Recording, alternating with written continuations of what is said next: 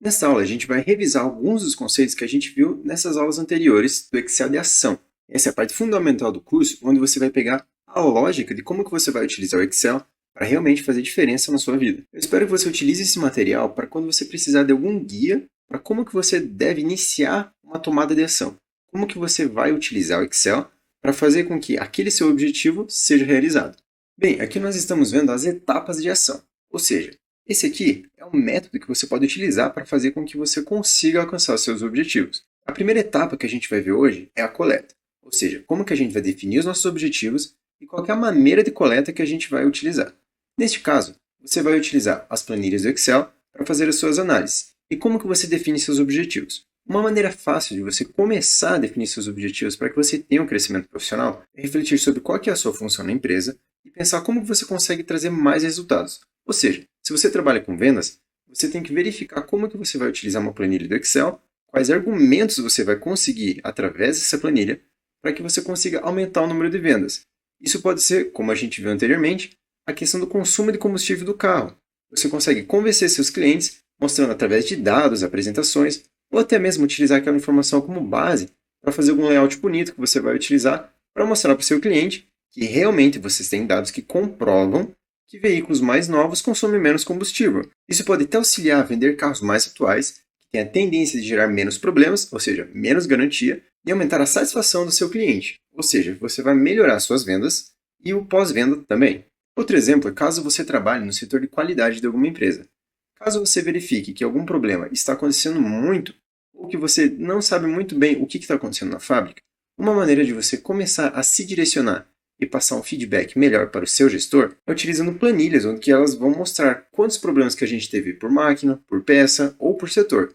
Quando você tem esse tipo de informação, você começa a guiar melhor as suas ações. E como que isso vai te influenciar? Se você começar a agir nos problemas que realmente estão causando bastante perda para a empresa, você vai ter resultados maiores do que se você gastasse a mesma quantidade de tempo para um problema que, por mais que seja às vezes até mais simples de resolver, não vai te trazer tanto resultado. E como que você pode fazer a coleta desses dados? Bem, uma maneira bem rudimentar, porém funcional de você fazer isso, é pegar, anotar num papel, por exemplo, quando acontece algum problema em algum posto de trabalho. Você também pode verificar com outros colaboradores se eles já não têm alguma planilha que tem alguma função parecida, ou até mesmo um histórico que você vai utilizar para fazer essa sua análise. Normalmente, empresas maiores já possuem alguns indicadores que eles utilizam para que eles possam fazer esse tipo de análise, porém de uma maneira um pouco mais geral. Se você utilizar a mesma base de dados que eles utilizam para esses indicadores, você pode acelerar o processo, ou seja, você vai pular de uma certa maneira essa parte da coleta de dados, e você também vai ter dados que já vão estar validados, porque se eles já estão utilizando essas informações nos indicadores,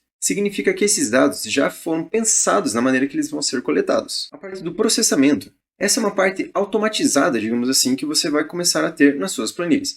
O que eu quero dizer com isso? Quando você vai colocando as informações na sua planilha, e você vai fazer a média, soma, ou seja qual for a métrica que você escolhe, para que você possa validar os seus argumentos, você vai fazer isso de uma maneira automática. Pois quando você formata a sua base de dados como uma tabela e vai inserir informações, você percebe que a fórmula ela vai se expandindo para todo o seu intervalo. As médias, somas e as outras métricas que você utiliza vão ser atualizadas. Então, você vai conseguir verificar se aquela informação que você tem realmente é verídica ou se ela está variando muito, você tem que aumentar a quantidade de dados que você vai colocar. Nessa etapa, nós também temos a questão da armazenagem, que é um ponto que pode te dificultar muito caso você já não comece da maneira correta. O que eu quero dizer com isso? Eu vejo que muitas empresas elas possuem várias planilhas onde elas colocam dia a dia, cada semana, ou até mesmo uma vez por mês, uma planilha com toda essa informação. Quando você vai fazer um histórico de um ano, por exemplo, fica muito complicado para você ficar juntando uma por uma dessas planilhas, principalmente quando cada uma delas tem um padrão diferente. A maneira mais prática é você pegar, formatar como uma tabela a sua base de dados e então inserir essa informação. Caso você queira filtrar em uma semana, um número ou até numa data específica, você pode utilizar os filtros do Excel. Eles vão facilitar muito essa sua análise e vão fazer com que no futuro você veja essa informação de uma maneira mais clara e seja muito mais maleável. Você vai conseguir trabalhar com ela muito mais facilmente. Já a parte da análise é quando a gente começa a dar vida para esses nossos dados em relação à utilização deles. A gente vai começar a pegar esses dados, transformar eles em algo que seja mais fácil para que alguma pessoa entenda o que você está querendo dizer. Em vez de você mostrar uma tabela cheia de dados, você pega e mostra um gráfico com um histórico, por exemplo, que você vai mostrar uma tendência positiva, negativa, alguma coisa que vai justificar algum argumento seu. Isso faz com que você transmita a informação de uma maneira muito mais rápida.